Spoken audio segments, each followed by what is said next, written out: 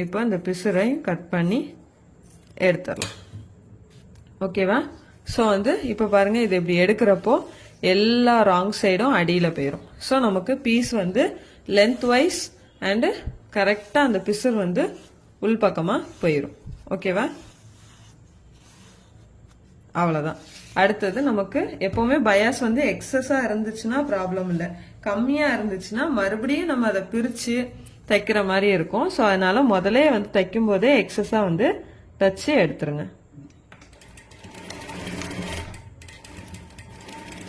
Okay, இப்போ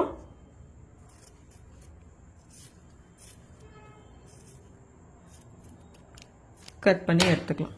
என்னடா மற்ற எல்லா வீடியோலையும் ஃபேஸ் காட்டி எல்லாம் பண்ணன்றீங்க. இந்த வீடியோவில் நான் ஃபேஸே காட்டியிருக்க மாட்டேன். பிகாஸ் ஸ்டிச்சிங்கில் என்ன பெருசாக இல்லை, எக்ஸஸாக சொல்கிறதுக்கு ஒன்றுமே இல்லை, ஸ்டிச்சிங் மட்டும்தான். ஸோ போன கட்டிங் வீடியோவே லென்த் வைஸ் அதிகமாக இருந்துச்சு. அதனால தான் நான் கண்டென்ட் வந்து கம்மி பண்ணி டைரெக்டாக மேட்ருக்கு வந்துட்டேன்.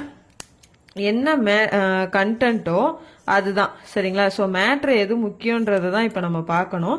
நமக்கு இதில் வந்து கண்டென்ட்டே வந்து ஸ்டிச்சிங் மட்டும்தான். ஸோ நான் ஸ்டிச்சிங்கில் தான் வந்து ஃபுல் ஃபோக்கஸ்டாக என்னென்ன பாயிண்ட் சொல்லணுமோ எல்லாமே சொல்லியிருக்கேன். ஸோ இந்த மாதிரி இருக்கிற இந்த வால் அந்த எல்லாத்தையும் நம்ம கொஞ்சம் கட் பண்ணி எடுத்துடலாம்.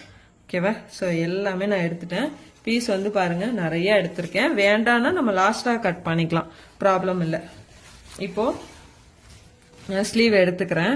எப்போவுமே இந்த அதாவது வி பட்டி, சரிங்களா? ஸோ இதுல இருந்து போங்க, அதாவது நம்மளோட லெஃப்ட் சைடு ஹேண்ட்ல இருந்து அந்த பீஸ்ல இருந்து போனீங்கன்னா உங்களுக்கு கொஞ்சம் ஹேண்டில் பண்ண ஈஸியா இருக்கும். ஸோ ரைட் சைட்ல இருந்து போனீங்கனாலும் ப்ராப்ளம் இல்லை, பட் ஹேண்டில் பண்ணதுக்கு கரெக்டா தெரிஞ்சுக்கோங்க.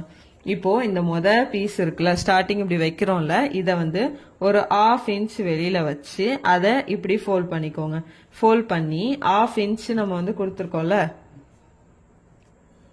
ஆனா இது 0.25 தான் கொடுக்கணும். ஸோ அது கொடுத்தீங்கன்னா தான் ஈஸியா இருக்கும் உங்களுக்கு, இல்லைன்னா எக்ஸஸ் ஃபேப்ரிக்கை கட் பண்ற மாதிரி இருக்கும்.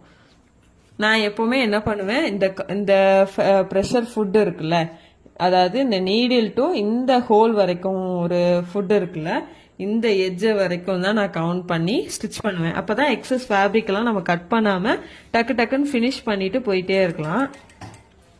ஆனா இன்னைக்கு 1/2 இன்ச் நான் சொல்லியிருக்கனால எனக்கு கொஞ்சம் கட்டிங் வேலை இருக்கும்னு நான் நினைக்கிறேன்.